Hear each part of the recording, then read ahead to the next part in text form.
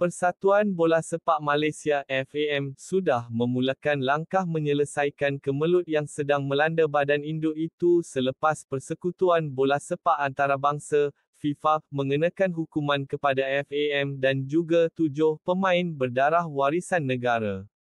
Naib Presiden FAM, Datuk Daulah Saleh berkata, perbincangan sudah dilakukan pihak atasan bagi merungkai dan mencari penyelesaian di atas isu itu.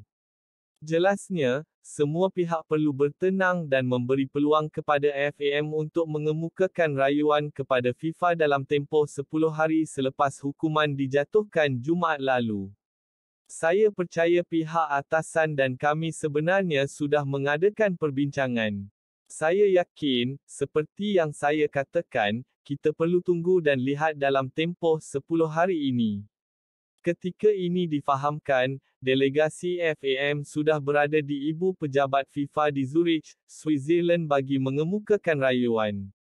Legenda bola sepak negara itu turut mempersoalkan keputusan FIFA itu yang dianggapnya agak pelik kerana pada Jun lalu Badan Induk Bola Sepak Dunia itu memberikan lampu hijau ke atas 7 pemain berdarah warisan untuk beraksi bersama skuad Harimau Malaya. Kalau kita lihat pun, benda ini awal-awal sudah ada keputusan, sudah ada pelepasan untuk beraksi. Kita tunggu 10 hari nanti, saya percaya mesti ada keputusan positif untuk FAM, katanya. Terdahulu, FAM dan 7 pemain warisan dikenakan tindakan oleh Jawatan Kuasa Tata Tertib FIFA selepas didapati melanggar Artikel 22 Kod Tata Tertib FIFA (FDC) berkaitan pemalsuan dokumen.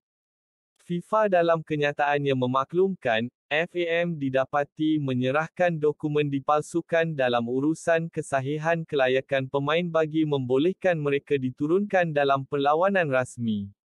Kesemua mereka beraksi ketika perlawanan kelayakan Piala Asia 2027 menentang Vietnam pada 10 Jun lalu, yang kemudian mengundang aduan rasmi kepada FIFA berhubung status kelayakan beberapa pemain berkenaan. Hasil siasatan, Jawatan Kuasa Tata Tertib FIFA memutuskan FAM perlu membayar denda sebanyak RM1.8 juta.